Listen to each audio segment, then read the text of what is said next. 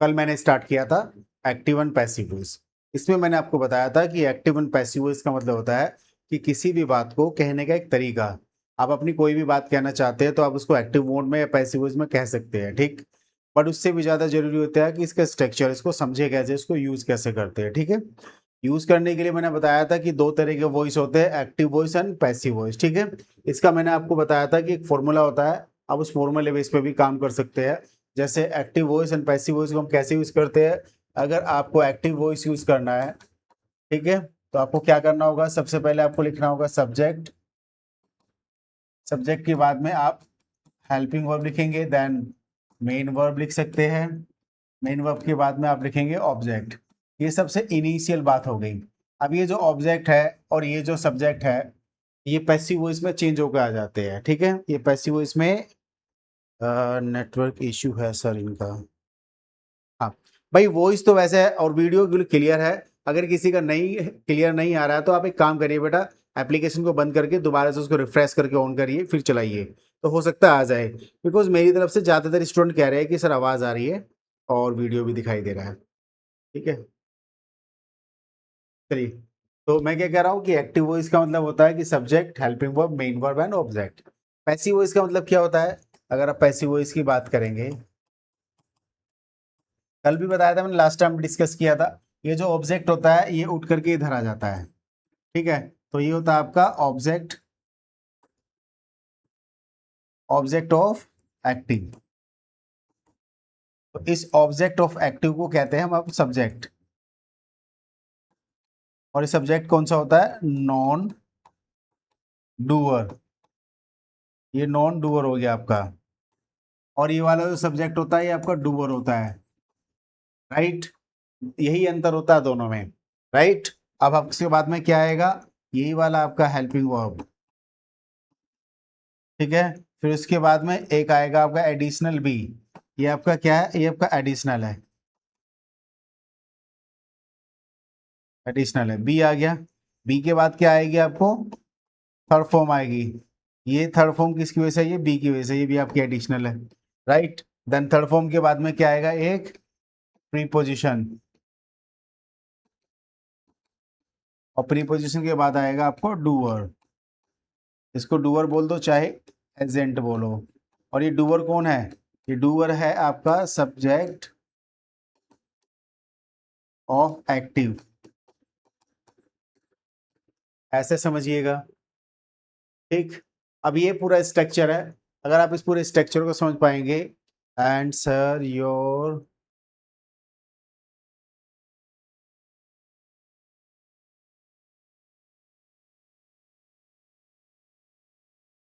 अच्छा करण आपको दिक्कत हो रही है बेटा, सब लोग तो, सब किसी को तो दिक्कत नहीं हो रही है। अब एक बार जरा रिफ्रेश करके देखो प्लीज मेरे कहने से।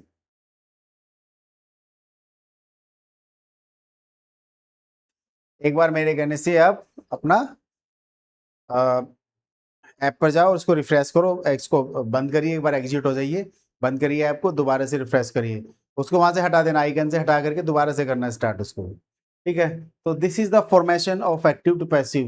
एक्टिव पैसिव को हम कैसे बनाते हैं, एक्टिव में बहुत सिंपल सी बात है, सब्जेक्ट लिखेंगे, हेल्पिंग वर्ब लिखेंगे, मेन वर्ब लिखेंगे, ऑब्जेक्ट लिखेंगे।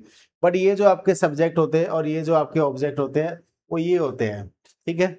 मैंने क्या बोला कि जब हम पैसिव वॉइस बनाएंगे तो जो आपका एक्टिव का सब्जेक्ट है वो पैसिव का ऑब्जेक्ट बन जाता है, और जो एक्टिव का ऑब्जेक्ट है वो पैसिव का सब्जेक्ट बन जाता है, ठीक है। यानी ये दोनों वाइस वर्सा वर्क करेंगे, ठीक। ये होता है आपका एक्टिव एंड पैसिव वॉइस। इसकी सबसे बड़ी पहचान क्या होती है, आपका बी प्लस थर्ड फॉर्म। ये जो बी प्लस थर्ड फॉर्म है आपका आएगा, ये पैसिव वॉइस होता है, यहीं से पैसिव वॉइस तैयार होता है। एक होती है आपकी प्रीपोजिशन। प्रीपोजिशन का मतलब ये होता है कि कभी आपका लगेगा बाय, कभी लगेगा आपका बाय, कभी लगेगा विद, कभी, ठीक है ना, कभी लगेगा इन, ठीक है ना, एटसेट्रा। कभी कुछ लगेगा, ये तो अकॉर्डिंग है। जब बाय लगेगा तो पर्सन के लिए लगेगा, विद लगेगा तो टूल्स के लिए लगेगा, ठीक है ना, ऐसे करके यूज होगा। तो अलग अलग तरह की प्रीपोजिशन यूज होती है। और बच्चा क्या सोचता है कि बस पैसिव वॉइस हो तो इसका मतलब बाय लग जाएगा, नहीं, बाय, बाय की जगह बोलेंगे हम प्रीपोजिशन। प्रीपोजिशन कोई सी भी लग सकती है, डिपेंड करता है सेंस पर। जो आपका डूअर आएगा उसका सेंस क्या है, कौन सा डूअर है, क्या क्या आ रहा है, उस तरह से, ठीक है। चलिए नेक्स्ट देखेंगे अब। तो मैंने स्टार्ट किया था प्रेजेंट कॉन्टिन्यूस का एक्टिव से पैसिव वॉइस हम कैसे बनाते हैं, ठीक है। क्या कह रहे हैं बच्चे यार ये।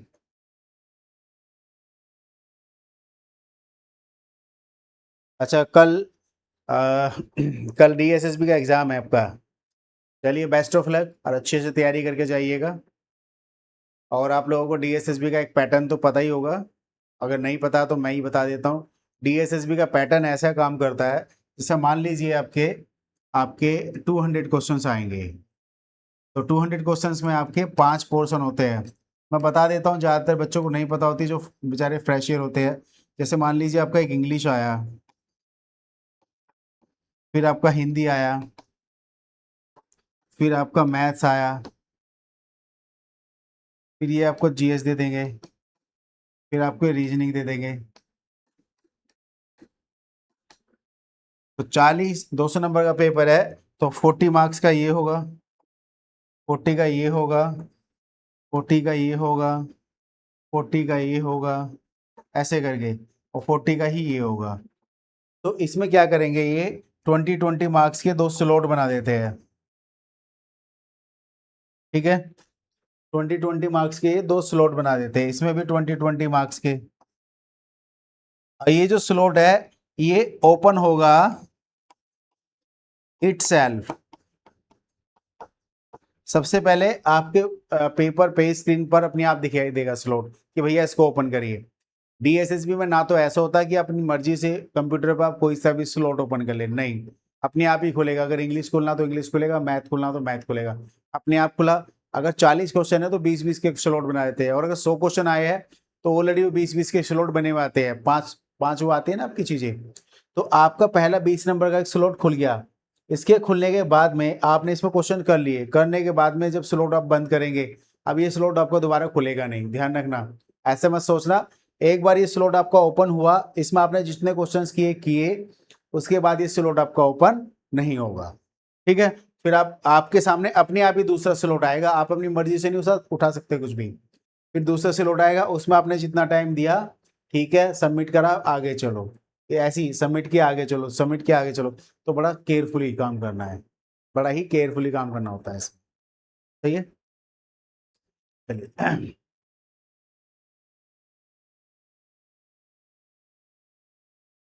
तो direct active and passive voice. तो एक्टिव वॉइस में अगर हम बात करें प्रेजेंट परफेक्ट की, तो प्रेजेंट परफेक्ट में हम जनरली यूज करते हैं हैज एंड हैव, के बाद में उसके साथ में यूज करते हैं हम थर्ड फॉर्म, राइट। तो इसका एक्टिव और पैसिव वॉइस बनाना काफी आसान होता है। देखिए जब तक हम सेंटेंस बनाते रहते हैं असर्टिव तो कोई दिक्कत नहीं आती है, थोड़ी थोड़ी दिक्कत आती है जब इंपैरेटिव बनाते हैं, ऑप्टेटिव बनाते हैं, ऐसे सेंटेंस बनाने लग जाते हैं ना, तब तो हल्की फुल्की दिक्कत आती है। इन्फिनेटिव के बनाते हैं इस तरह, तब तब उनको भी हैंडल कर ही लेंगे हम, ठीक है। तो मान लीजिए मैंने एक सेंटेंस लिखा, have I have done my work, ठीक है। दूसरा सेंटेंस लिखा, she has she has read the newspaper, ठीक है। ही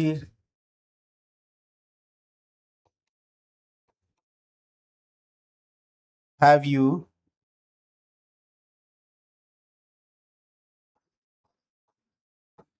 learned French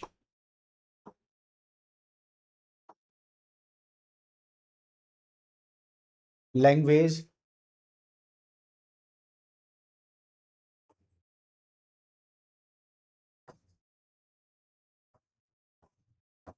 my parents have not gone to Canada, ठीक है। अब इन सेंटेंस को सारे के सारे मैंने डायरेक्ट लिखे हैं,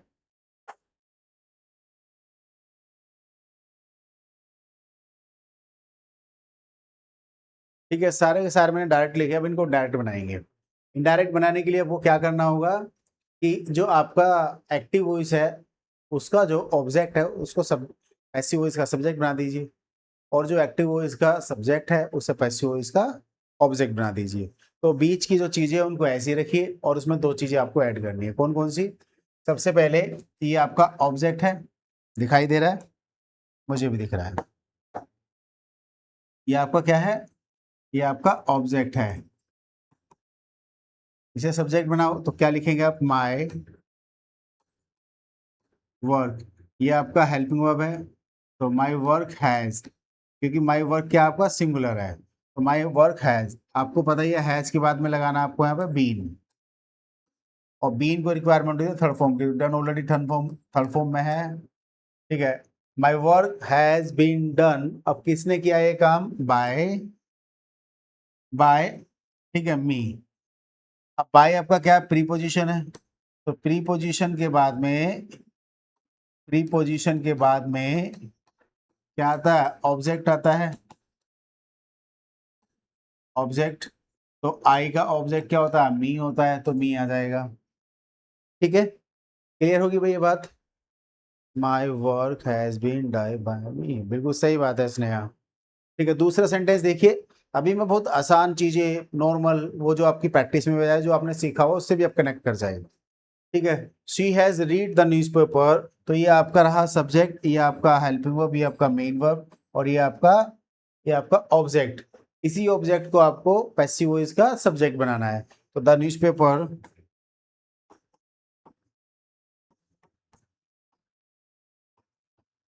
हैज, आगे लगाना आपको बीन, हैज बीन, रीड की तरफ हम रीड ही होती है, has been read by her, right. ये बन गया आपका पैसिव वॉइस। बिल्कुल सही बात है, आप बनाते रहिए, बना बना के अपना लिखते रहिए। प्लीज नंबर, नंबर या नंबर, ठीक है। Have you learn French language, ठीक है।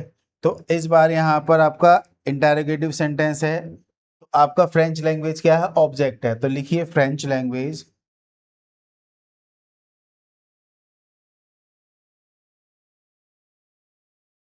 अब ये फ्रेंच लैंग्वेज एक लैंग्वेज का नाम है, तो यहाँ पर हैव की जगह लिखेंगे हैज फ्रेंच लैंग्वेज लर्नड, ठीक है ना, बीन लर्नड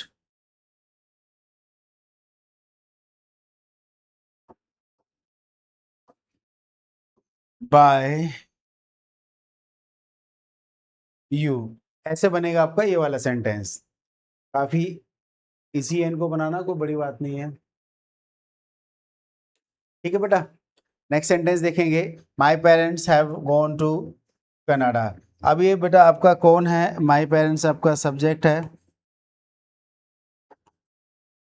ये आपका हेल्पिंग वर्ब है, ये आपका adverb of time, adverb of negation है। गोन आपका क्या है? मेन वर्ब है। और टू कनाडा क्या है? टू कनाडा क्या है? ये आपका एडवर्ब है, एडवर्ब ऑफ प्लेस।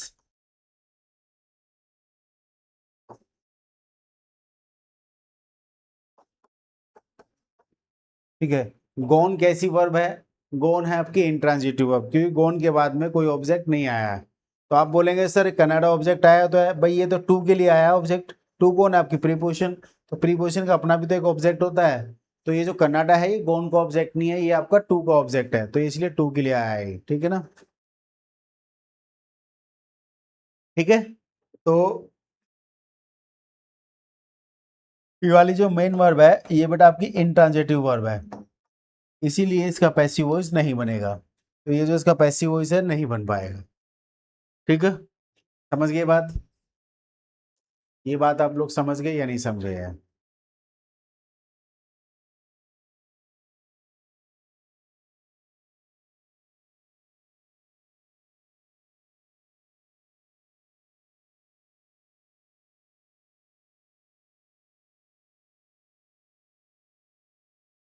नेक्स्ट देखेंगे।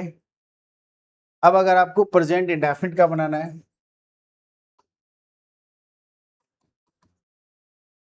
अगर आपको प्रेजेंट इंडेफिनिट का पैसिव वॉइस बनाना तो कैसे बनाएंगे? प्रेजेंट इंडेफिनिट के साथ में हम क्या यूज करते हैं? डू, डज, एस या ईएस, यही तो चलता है, और कुछ थोड़ी यूज होता है, ये यूज करते हैं हम। ठीक है, तो देखिए कैसे करते हैं हम, जरा ध्यान देंगे। अगर इसका एक्टिव वॉइस होता है तो कुछ कैसे होगा? She, she reads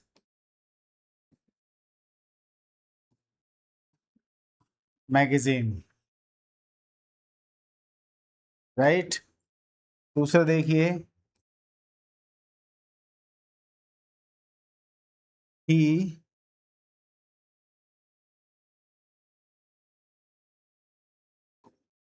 walks in the garden,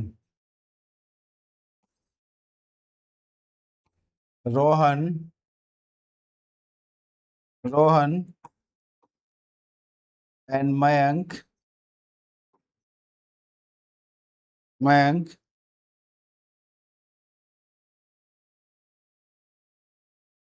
had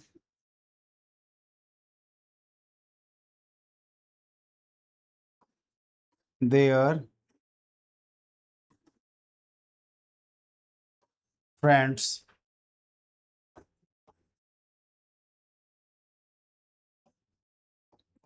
my students, my students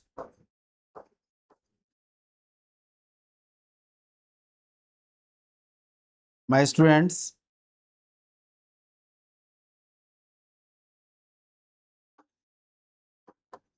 go to temple every Monday।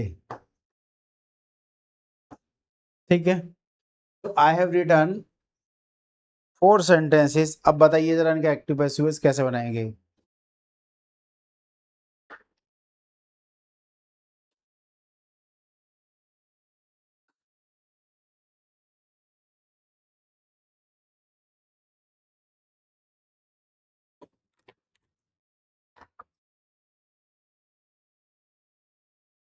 ठीक है, ये रहा आपका सब्जेक्ट, ये आपका सब्जेक्ट है, ये आपकी क्या मेन वर्ब है, और ये कौन आपका ऑब्जेक्ट है। इस बार इसमें हेल्पिंग वर्ब नहीं है, आप जानते ही है प्रेजेंट इंडेफिनिट में हेल्पिंग वर्ब जरूरी नहीं है कि हो। अब नहीं है तो नहीं रखेंगे, कोई बात नहीं। कैसे करेंगे आपको पता ही है, इसमें बी प्लस थर्ड फॉर्म सब में लगता है, बी लगाएंगे और बी के साथ कौन सी फॉर्म लगाएंगे? थर्ड फॉर्म लगाएंगे। अब आपको पता है बी का मतलब क्या होता है? बी आपका प्रेजेंट में, बी अगर बात करें प्रेजेंट में आपका इज, एम, आर होता है, पास्ट में वाज, वर होता है। तो अगर इज एम आर है तो ये भी आपका बी का ही काम करते हैं।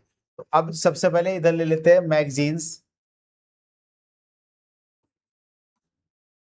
मैगजीन्स।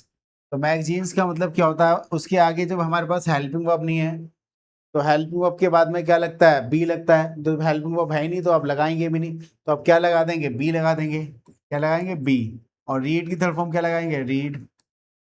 फिर लगाएंगे बाय हर, राइट। अब ये देखिए जो बी है आपका, ये बी है क्या? बी आपका क्या है? जब बी को प्रेजेंट में लिखते हैं तो प्रेजेंट में इसको बी ना लिख करके इज लिख देते हैं, एम लिख देते हैं, आर लिख देते हैं। तो अब डिपेंड करेगा क्या लिखना है। तो मैगजीन्स कितनी है? एक से ज्यादा है, तो यहाँ पर बी की जगह क्या आना चाहिए? यहाँ पर आर। तो magazines are read by her. ठीक है, मैगजीन पढ़ी जाती है उनके द्वारा। सही है। तो ये जो बेटा बी होता है ना, ये असल में प्रेजेंट में इज एम आर होता है, पास्ट में वाजवर होता है, और बी भी होता है कहीं पर, कहीं पे बीइंग होता है, कहीं पे बीन होता है। ठीक है, अब नेक्स्ट सेंटेंस देखेंगे, ही walks in the garden, right. तो ही वॉक्स इन द गार्डन। अभी सबसे पहले देखो वॉक्स, ये आपकी मेन वर्ब है। अब इसका पैसिव वॉइस किस हालत में बना सकते हैं? पैसिव वॉइस बनाने के लिए आपको पास ट्रांजिटिव वर्ब होना बहुत जरूरी है। अगर ट्रांजिटिव वर्ब नहीं है तो पैसिव वॉइस कैसे बनेगा बेटा? तो पैसिव वॉइस बनाने के लिए आपके पास में ट्रांजिटिव वर्ब होना चाहिए, तो इसमें ट्रांजिटिव वर्ब तो है नहीं। जब ट्रांजिटिव वर्ब नहीं है तो पैसिव वॉइस भी नहीं बनेगा, क्योंकि वॉक्स के बाद में क्या आना चाहिए था, ऑब्जेक्ट आना चाहिए था। ऑब्जेक्ट इसीलिए नहीं आ सकता क्योंकि ये इंट्रांजिटिव वर्ब है। इन द गार्डन क्या मतलब है, इन द गार्डन मतलब ये तो आपका एडवर्ब है। क्या है ये, एडवर्ब ऑफ प्लेस। ये तो एडवर्ब ऑफ प्लेस है, तो इसलिए इसका पैसिव वॉइस नहीं बना सकते आप। नेक्स्ट देखो, Rohan and Mayank help their friends. तो यहाँ पर क्या हो गया, देयर फ्रेंड्स क्या हो गया, आपका ऑब्जेक्ट हो गया। तो आप बोलेंगे देयर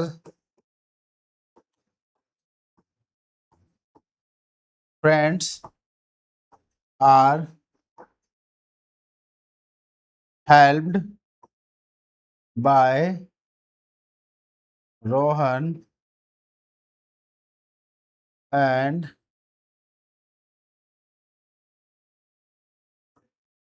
ठीक है।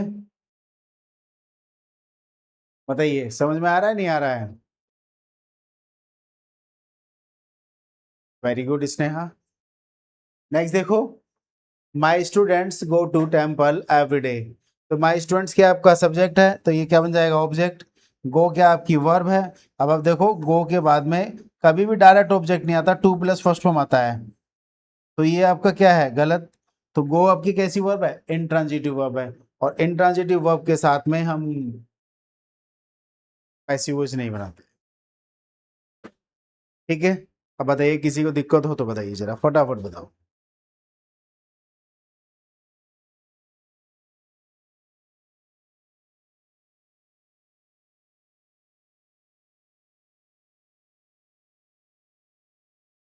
फाइनल मेरा पढ़ाने का जो टाइम होता है वो तो 3 o'clock होता है, बट अभी क्या ना कुछ टेक्निकल प्रॉब्लम हो गई थी, उसी को सॉल्व करने में लगे हुए थे, तब जाकर ये क्लास चल पाई है। ठीक है, तो क्या ना एप्लीकेशन में की कुछ गलत डल रही थी बार बार, जिसकी वजह से थोड़ा सा, जिसको बोलते हैं हम ग्लीच, ग्लीच का मतलब होता है टेक्निकल फॉल्ट। तो टेक्निकल फॉल्ट हो गया था, ग्लीच हो गया था, उसी को ठीक कर रहे थे, इसीलिए क्लास थोड़ी आज लेट हो गई। अदरवाइज शार्प 3 o'clock में आ जाता हूँ, बट आपको कल मैं आपको 3 o'clock ही दिखाई दूंगा, टेंशन मत लीजिए। ठीक है भाई, आगे चले मेरे लाडलो, आगे चले, आगे पढ़ाऊँ। ठीक है, अब इसके बाद आता है प्रेजेंट परफेक्ट कॉन्टिन्यूस। अब इसमें ध्यान देना आपको बात का असली, जैसे मैंने बोला he has, present perfect continuous में आपको बताइए बीन लगता है, he has been speaking French since 2024। Present perfect continuous की हेल्पिंग वर्ब क्या होता है, हैज बीन प्लस आईएनजी या हैव बीन।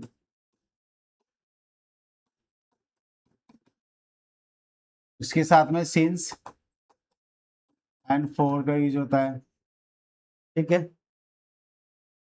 अब अगर हम इस सेंटेंस का पैसिव वॉइस बना देंगे तो कितना गंदा पैसिव वॉइस बनेगा। ये कौन आपका सब्जेक्ट, मैं मान लेता हूं ये आपका,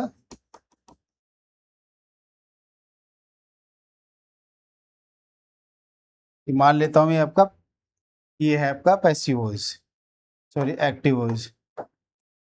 तो ये आपका कौन है सब्जेक्ट, ये कौन है आपका हेल्पिंग वर्ब, और ये क्या आपका, ये आपका मेन वर्ब है। यानी ये आपका देखा जाए तो कंबाइंड हेल्पिंग वर्ब होता है, इसे मेन वर्ब भी हम कह सकते हैं, लेकिन अभी कहेंगे नहीं।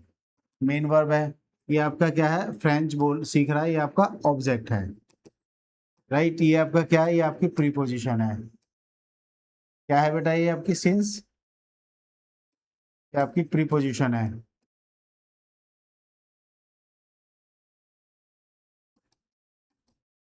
ये इस प्रीपोजिशन का टाइम है, ऐसे भी कह सकते हैं इसका ऑब्जेक्ट है, राइट। ये हुआ एक सेंटेंस। जब हम पैसिव वॉइस बनाते हैं तो ध्यान दो, पैसिव वॉइस कैसे बनाते हैं हम, पैसिव वॉइस बनाते हैं हम object plus helping verb plus be plus third form plus by plus object. यानी कि ऑब्जेक्ट मतलब कौन सा, सब्जेक्ट वाला।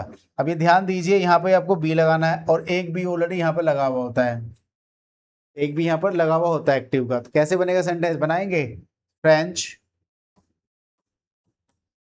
हैज, ये था पूरा हेल्पिंग वर्ब बीन, ये तो पूरा हेल्पिंग वर्ब है। तो हैज बीन जब हम लगाएंगे तो एक बीन लग जाएगा आपका पैसिव वॉइस का, ये वाला लग जाएगा इसका, ठीक है ना। तो फ्रेंच हैज बीन स्पीकिंग, किसके साथ में आएंगे, स्पीकिंग सिंस 2024।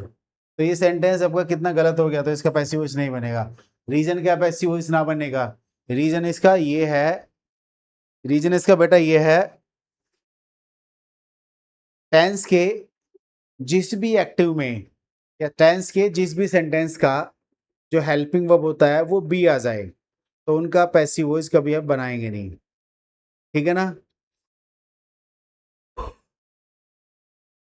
जिस भी एक्टिव के हेल्पिंग वर्ब में बी आ जाए उसका हम क्या नहीं बनाएंगे, पैसिव वॉइस नहीं बनाएंगे, ठीक है। तो ऐसे कौन कौन से होते हैं, ऐसे हमारे पास में 4 स्ट्रक्चर है जिसका पैसिव वॉइस नहीं बनेगा। पहला present perfect,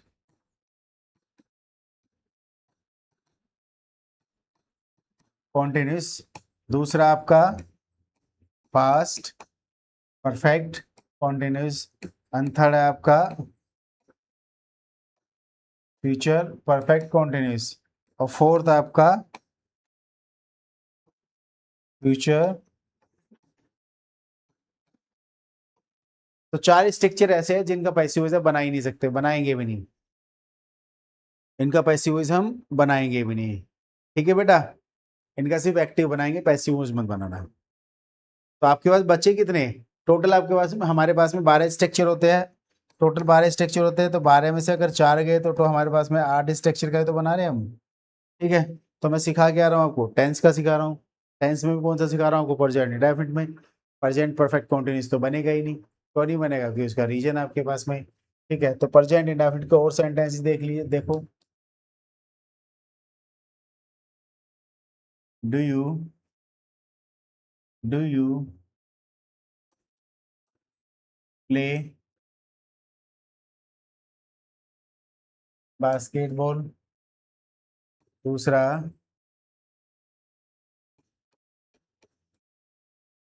does she right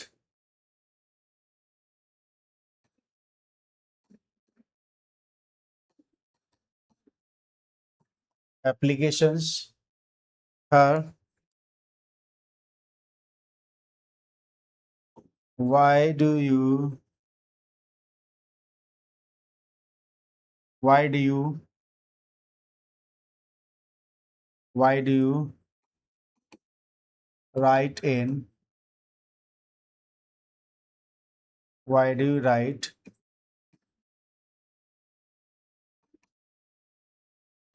poetry for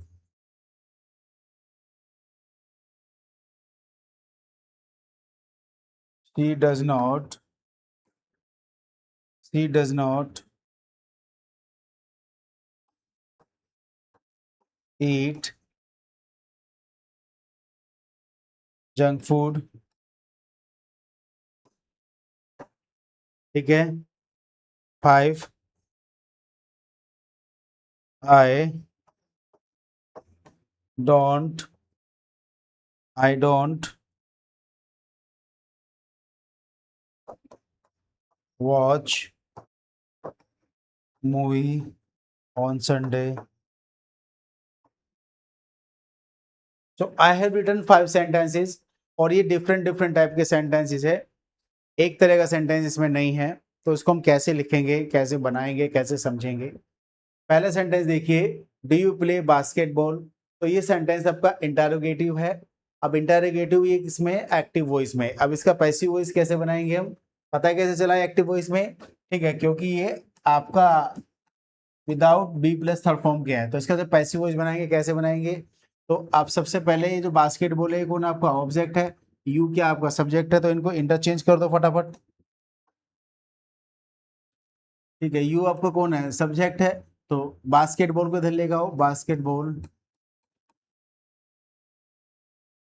ठीक है ना। अब डू की जगह क्या लगाएंगे, यहाँ पर इज लगाएंगे, क्योंकि यहाँ पर आपको बी का यूज करना है ना। तो इस बास्केटबॉल, प्ले की थर्ड फॉर्म क्या होती है, प्लेड, ठीक है ना, बाय क्वेश्चन मार्क, इस बास्केटबॉल प्लेड बाय, क्योंकि पैसिव वॉइस में डूडस तो यूज होते ही नहीं है, डूडस की जगह इज एम आर यूज होते हैं। मैंने बताया ना आपको कि जहां पर आपको इज एम आर यूज करने हो डायरेक्ट, उसके बाद थर्ड फॉर्म, तो वही प्रेजेंट इंडेफिनिट होता है, वही क्या होता है, प्रेजेंट इंडेफिनिट होता है, ठीक है। नेक्स्ट देखो, does she right an application, तो क्या लिखेंगे यहाँ पर, इज एप्लीकेशन रिटर्न बाय हर, ऐसे सेंटेंस को उसको बनाना है। नेक्स्ट देखो, why do you write poetry, तो वाई तो वाई रहेगा, और डू क्या हो जाएगा, इज, आगे ये पोएट्री और यू आपके चेंज हो जाएंगे, वाई इज पोएट्री, ठीक है, रिटर्न बाय यू, ठीक है ना। वैसे पोएट्री की जगह होना चाहिए था आप पीस ऑफ पोएट्री या पोएट, जो भी आपको बोलना चाहिए था, ठीक है, मच पोएट्री,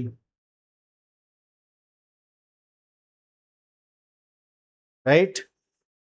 तो लिखेंगे next, she does not eat junk food, तो जंक फूड भाई साहब आपका ऑब्जेक्ट हो गया, तो क्या बोलेंगे, junk food,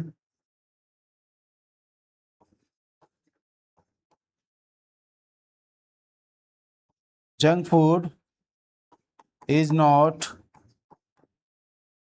eaten by her. तो देखिए भाई जरा सेंटेंस सही है गलत है, कैसे करेंगे इसको हम। नेक्स्ट देखो, आई don't watch movie,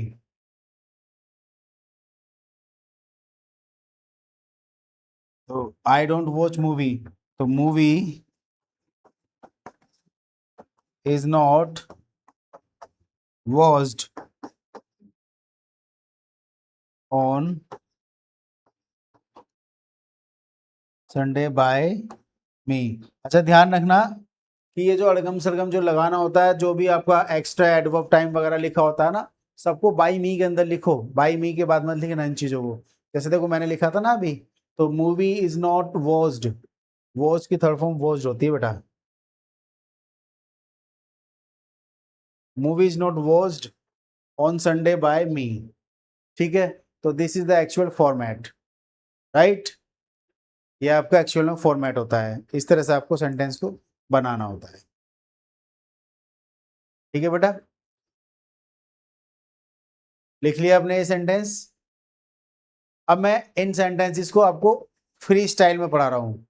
free style का मतलब समझते हैं क्या होता है,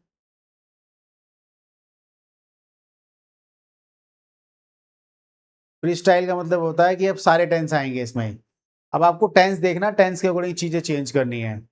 तो प्रेजेंट तो मैंने बताया, पास्ट में, फ्यूचर में आपको नहीं बताने वाला, ये आपको फ्री स्टाइल होगा सारा। अब मैं सेंटेंस ही लिखता जा रहा हूँ, देखते जाइए। He he can paint his house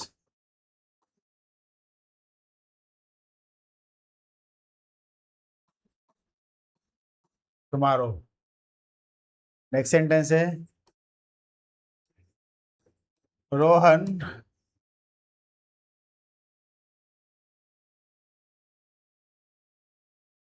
was enjoying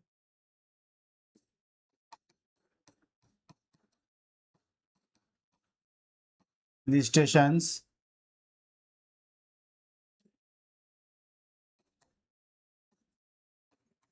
last year, right। Next sentence है आपका, आई विल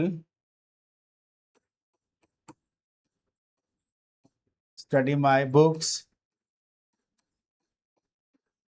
ऑन टाइम, ठीक।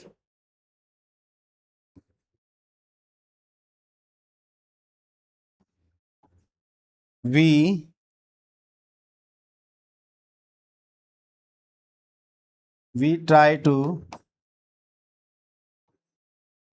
ट्राई वाले एक साथ लिखाऊंगा, ये वाला भी नहीं करा था। We shall we shell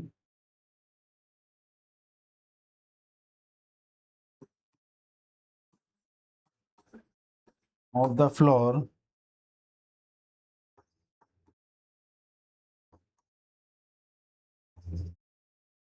Deepak and his father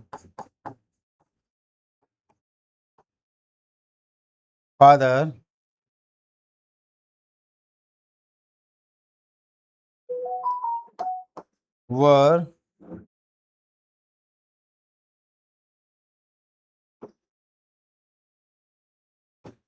doctors. ठीक है, तो आई हैव रिटन 5 सेंटेंसेस, तो प्लीज कुछ एक दो सेंटेंसेस बताइए मुझे।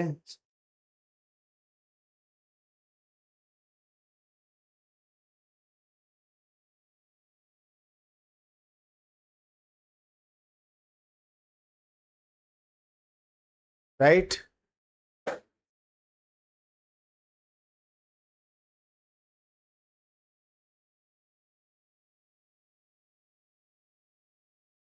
ही can paint his house tomorrow, वो कल अपना हाउस पेंट कर सकता है। ठीक है, ये एक नॉर्मल सेंटेंस है। अब इस नॉर्मल सेंटेंस में हमें करना क्या है, ऑब्जेक्ट ढूंढना है, ये रहा ऑब्जेक्ट, फिर एक सब्जेक्ट ढूंढना है, ये रहा आपका सब्जेक्ट। अब इसका पैसिव वॉइस ही तो बनाना है, इतना टफ थोड़ी है। अभी जो कल बताए थे मैंने, जो आज बता रहा हूँ, आज तो मामला इजी चलेगा। तो असली जो पैसिव वॉइस होगा ना, जो कल गियर चेंज कर दूंगा मैं। ठीक है, तो अब देखिए क्या करेंगे इसको। सबसे पहले लिखेंगे हिज हाउस, ये जो लिखा हुआ है ना एडवर्ब ऑफ टाइम, इस एडवर्ब ऑफ टाइम को ना बड़े मैनेज करके लिखना होता है। तो हिज हाउस कैन, कैन के बाद में आपको लगाना बी, क्यू कैन के साथ कौन सी फॉर्म चलती है, फर्स्ट फॉर्म, तो बी फर्स्ट फॉर्म ही होती है। तो द हाउस कैन बी, और बी के बाद कौन सी फॉर्म लगानी होती है, थर्ड फॉर्म। तो थर्ड फॉर्म क्या होती है, पेंट की, पेंटेड। इस, और पेंटेड कब, टुमारो। इसको बाद में नहीं छोड़ेंगे, कभी आप बाय हिम के लिए छोड़ दो तो इसको पहले लिखना है, बाई के अंदर अंदर सारी चीजें लिख देनी है। ठीक है, सही है बिल्कुल। नेक्स्ट देखो, Rohan was enjoying hill stations, तो ये जो हिल स्टेशंस है, पहले इनको लिखेंगे, ये ऑब्जेक्ट है, तो हिल स्टेशंस,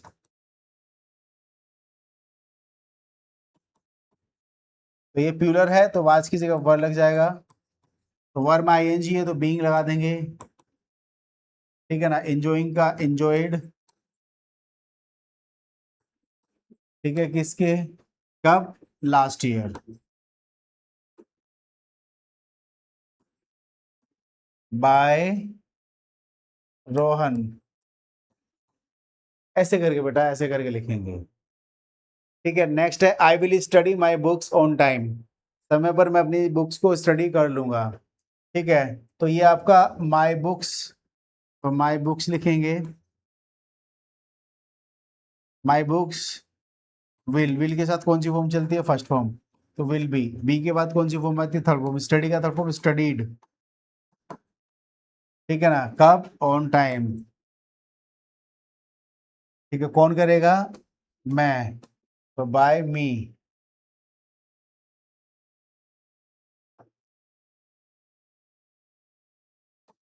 ऐसे करके, बताइए किसी को कोई प्रॉब्लम।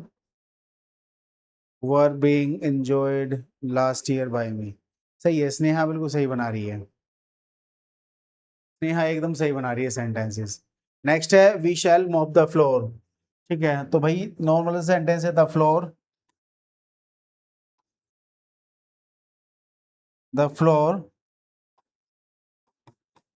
विल बी, फ्लोर आ गया तो शैल की जरूरत नहीं है, विल लगाएंगे, विल बी मॉप्ड, MOPPED। ठीक है, बाय अस।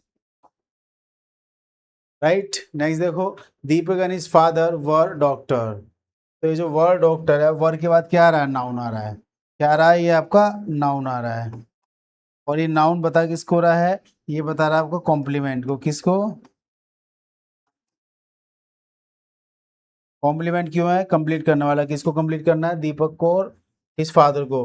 दीपक और इस फादर दोनों के दोनों कौन है? डॉक्टर है। तो इसलिए क्या हो गया आपका? कॉम्प्लीमेंट हो। My books will be studied on time bye.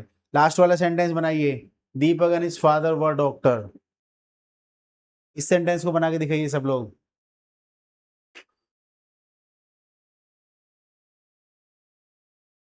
फटाफट बनाइए।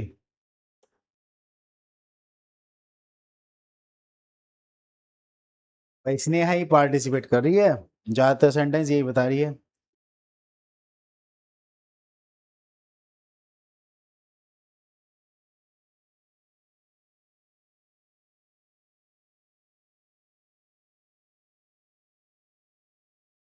सेंटेंस ये बताइए पांचवा। Deepak and his father were doctor.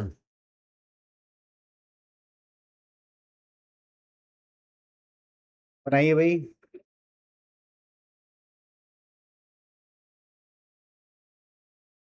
Mop का मतलब होता है बेटा पोछा लगाना। ठीक है, मॉप का मतलब पोछा लगाना।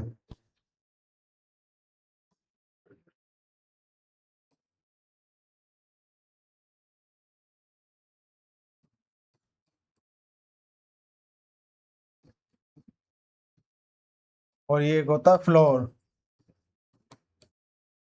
फ्लोर का मतलब होता है फर्श। और एक होता है FLOUR, फ्लोर मतलब आटा। कौन सा आटा?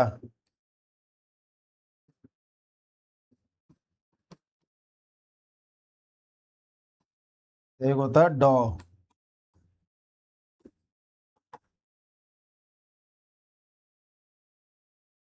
ये तो आटा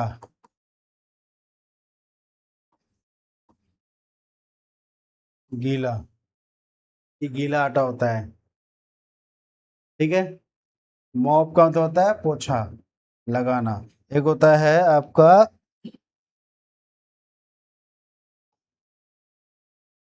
broom the floor.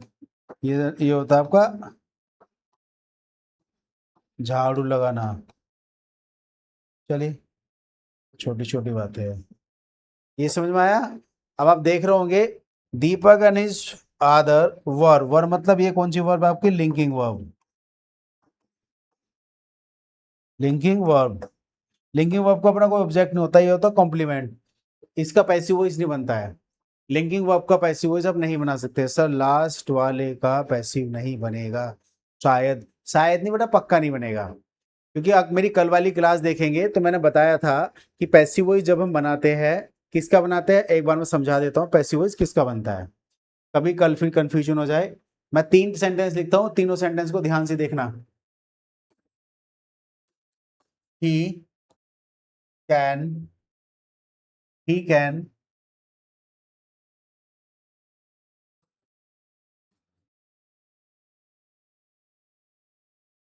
Operate, operate नहीं करते, ही कैन, ये ज्यादा सही रहेगा। He can repair his scooty. पहला सेंटेंस। दूसरा sentence, he walks along the road। तीसरा sentence, Preeti is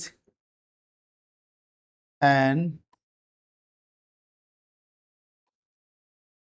engineer. Preeti कौन है? एक इंजीनियर है। अब ये बताइए, मैंने बोला था कि पैसिव वॉइस उन सेंटेंसेस का बनता है जिस पैसिव वॉइस के अंदर एक ट्रांजिटिव वर्ब रखी है। सर यहाँ से कितना नंबर के क्वेश्चन आते हैं? ठीक है, पैसिव वॉइस में करीब करीब एक दो क्वेश्चन 100% मिलेंगे। ठीक है, तो आप देखो ये आपका कौन है? सब्जेक्ट है। ये आपका, ये आपका कौन है? सब्जेक्ट है। कोई बात नहीं, ये आपका कौन है, आपका हेल्पिंग वर्ब है। ये कौन आपका, रिपेयर आपका मेन वर्ब है। तो व्हाट विल यू रिपेयर, तो मैंने बोला हिज स्कूटी, अपनी स्कूटी। तो इस मेन वर्ब का अपना ऑब्जेक्ट है, क्या है, ऑब्जेक्ट। और जिस भी वर्ब का अपना ऑब्जेक्ट है तो इसी वर्ब को बोलते हैं ट्रांजिटिव वर्ब, और ट्रांजिटिव वर्ब का ही ऑब्जेक्ट पैसिव वॉइस बनता है। तो क्या आएगा, his scooty, his scooty can be repaired bye her, by him. ठीक है भाई। अब देखो सेंटेंस, देखो सेंटेंस दिख गया। अब इसका पैसिव वॉइस इसलिए बना क्योंकि इसके बाद ऑब्जेक्ट था, और पैसिव वॉइस बनाने के लिए आपको एक्टिव का ऑब्जेक्ट चाहिए होता है। तो एक्टिव का जब ऑब्जेक्ट होता है तो पैसिव का सब्जेक्ट उसे जब ही तो बनाते हैं। तो पैसिव का सब्जेक्ट बना दिया हमने से, तो जब से पैसिव का सब्जेक्ट बना दिया तो उसका पैसिव वॉइस बन गया। अब मैंने बोला सब्जेक्ट ये वॉक्स आ गया आपका, आपका मेन वर्ब। ठीक है, ये अलोंग हो गया आपका प्रीपोजिशन, क्या हो गया आपका, प्रीपोजिशन। रोड क्या हो गया आपका, ऑब्जेक्ट हो गया। लेकिन ये ऑब्जेक्ट किसका है, ऑब्जेक्ट है प्रीपोजिशन का। ऑब्जेक्ट किसका है, प्रीपोजिशन का। क्या वॉक का कोई ऑब्जेक्ट है, नहीं। वॉक के बाद तो ये आ गया, वॉक के बाद तो ये आ गया, इस पूरे को बोलते हैं adverb, adverb of place. Road की बात हो रही है ना, सड़क पे स्थान की बात हो रही है तो प्लेस। तो ये जो वर्ब है ये आपकी इंट्रांजिटिव वर्ब है। इंट्रांजिटिव क्यों है, क्योंकि इस वॉक्स का कोई अपना ऑब्जेक्ट नहीं है। जब इसका कोई अपना ऑब्जेक्ट नहीं है तो पैसिव वॉइस का सब्जेक्ट कौन बनेगा, कोई भी नहीं। तो इसलिए इसका पैसिव वॉइस बनाते ही नहीं है, कैन बी। तो इसका पैसिव वॉइस नहीं बनेगा, इस सेंटेंस का पैसिव वॉइस हम नहीं बनाएंगे, राइट। अब बचा तीसरा sentence, Preeti is an engineer. यहाँ पर प्रीति कौन है, प्रीति बेटा कौन है यहाँ पर, प्रीति आपका सब्जेक्ट है, राइट। इज क्या है आपका, यहाँ पर इज आपका मेन वर्ब है। और एन इंजीनियर कौन है यहाँ पर, इंजीनियर कौन है, ये ऑब्जेक्ट थोड़ी है, ये सब्जेक्ट को ही तो इंजीनियर कहा जा रहा है। यानी ये कौन हुआ, ये आपका क्या हुआ, ये आपका कॉम्प्लीमेंट हुआ। क्योंकि यहाँ पर क्या कह रहा है, मैं प्रीति को अगर मैं बोल दूं प्रीति इज इक्वल टू इंजीनियर तो कोई दिक्कत थोड़ी है। प्रीति कौन है, इंजीनियर। इंजीनियर कौन है, प्रीति। एक ही तो व्यक्ति है, तो यहाँ पर ऑब्जेक्ट आया ही नहीं है, यहाँ पर कोई ऑब्जेक्ट नहीं आया है, तो ये तो ऑब्जेक्ट है ही नहीं, ये कौन है, कॉम्प्लीमेंट। तो कॉम्प्लीमेंट से आप पैसिव वॉइस बना देंगे, नहीं बना सकते। पैसिव वॉइस बनाएंगे ऑब्जेक्ट से, किसी भी वर्ब का अपना ऑब्जेक्ट होगा उसी का पैसिव वॉइस बनेगा, और जिसका अपना ऑब्जेक्ट नहीं होगा उसका पैसिव वॉइस आप नहीं बना सकते। ना तो इसका पैसिव वॉइस होता है इंट्रांजिटिव वर्ब का। और ये जो इज लिखा हुआ है ना, इज, ये इज है हमारी, ये जो मेन वर्ब है, कौन सी मेन वर्ब है आपकी बेटा, ये आपकी लिंकिंग वर्ब है। ये कौन सी मेन वर्ब आपकी, लिंकिंग वर्ब है। और लिंकिंग वर्ब का आप कभी पैसिव वॉइस नहीं बना सकते, क्योंकि लिंकिंग वर्ब के बाद में ऑब्जेक्ट नहीं आता, कॉम्प्लीमेंट आता है। तो हमारे पास में तीन तरह की वर्ब होती है, transitive verb, intransitive verb and linking verb. लेकिन यहाँ पे सिर्फ एक ही वर्ब ऐसी होती है जिसका अपना ऑब्जेक्ट होता है, वो होता है ट्रांजिटिव वर्ब। सिर्फ इसी का पैसिव वॉइस बनता है, ना तो आपका इंट्रांजिटिव वर्ब का पैसिव वॉइस बनता, ना ही बनता आपका लिंकिंग वर्ब का, समझे ना। इसमें आपकी समस्याएं काफी आसान हो जाती है, काफी समस्याएं आसान हो जाती है, क्योंकि लिंकिंग वर्ब का पैसिव वॉइस नहीं बनाएंगे, इनडायरेक्ट सॉरी इंट्रांजिटिव वर्ब का पैसिव वॉइस नहीं बनाएंगे। और पैसिव वॉइस किसका नहीं बना सकते, प्रेजेंट परफेक्ट कॉन्टिन्यूस का नहीं बना सकते। प्रेजेंट परफेक्ट कॉन्टिन्यूस के अलावा past perfect continuous, future perfect continuous and future continuous का, इन सब का पैसिव वॉइस बेटा नहीं बनता है। ठीक है ना, तो आपकी आसान हो जाती है समस्याएं काफी, राइट। समझ में आया बात या नहीं। अभी बताइए कोई बात आपको समझ में नहीं आई है तो पैसिव वॉइस बनाने के लिए सबसे पहली शर्त यह है कि आपका ट्रांजिटिव वर्ब आपके एक्टिव में होना वो जरूरी है। एक्टिव वॉइस में अगर ट्रांजिटिव वर्ब है तभी पैसिव वॉइस बन पाएगा, नहीं तो नहीं बनेगा। ट्रांजिटिव वर्ब इसीलिए बहुत जरूरी होती है।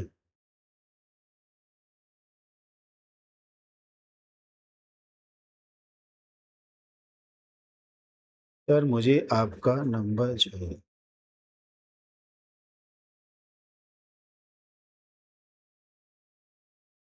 ठीक है, तो इसका हम पैसिव वॉइस नहीं बनाएंगे। क्लियर है भाई, बात सभी को समझ में आ रहा है।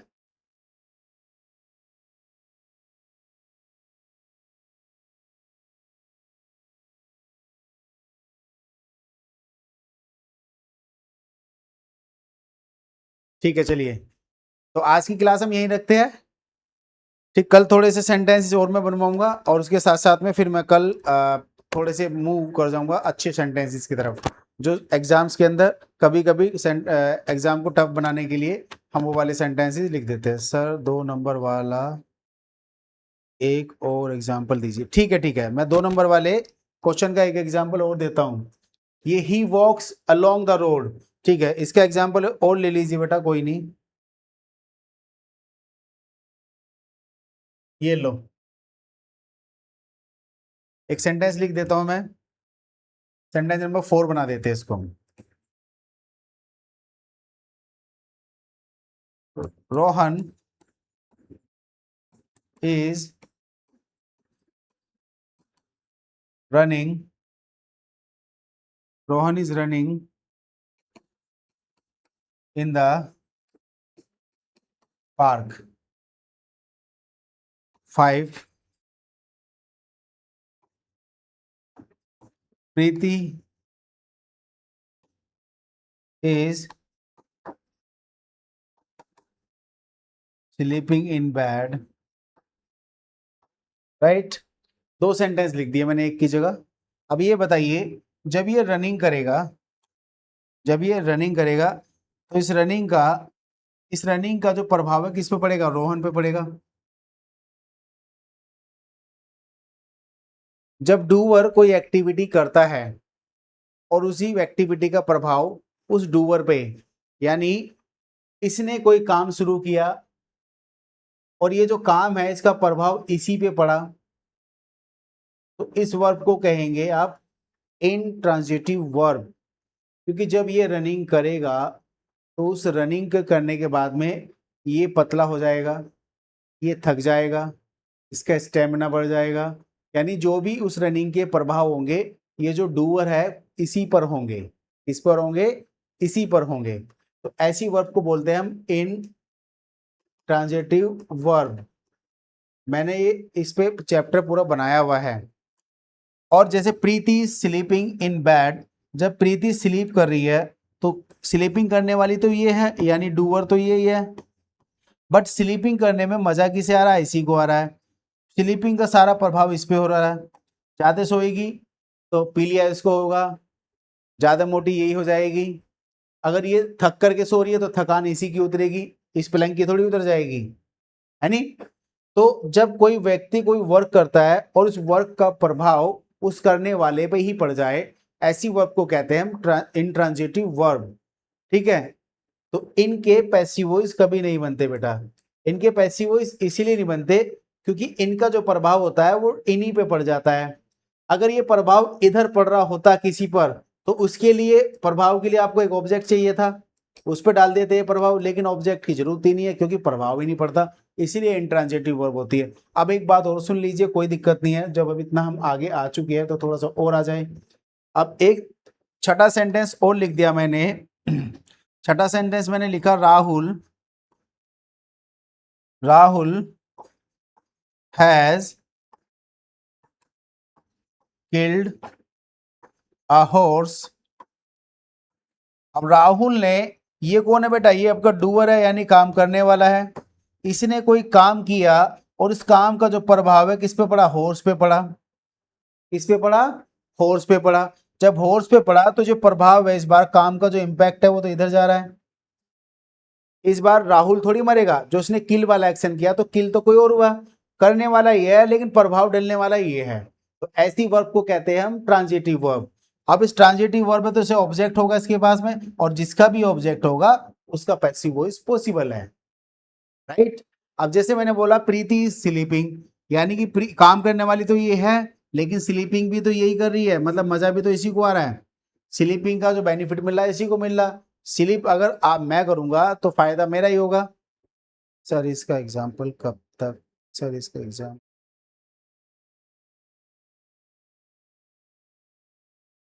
ठीक है भाई। आई होप अब आपको ये एग्जाम्पल समझ में आ गया होगा, ठीक है। चलिए अब हम मिलते हैं कल 3 बजे। आज क्लास थोड़ी टेक्निकल प्रॉब्लम की वजह से लेट स्टार्ट हुई थी। मैंने सोचा कि मैं स्टार्ट करूं क्लास, बीच में फिर कटे, फिर दोबारा आऊं, नहीं, मैंने सोचा पहले इसका पूरा सॉल्यूशन कर लेते हैं देन, ठीक है। चलिए थैंक यू वेरी मच, कल मिलते हैं आप लोगों से। Bye bye and take care.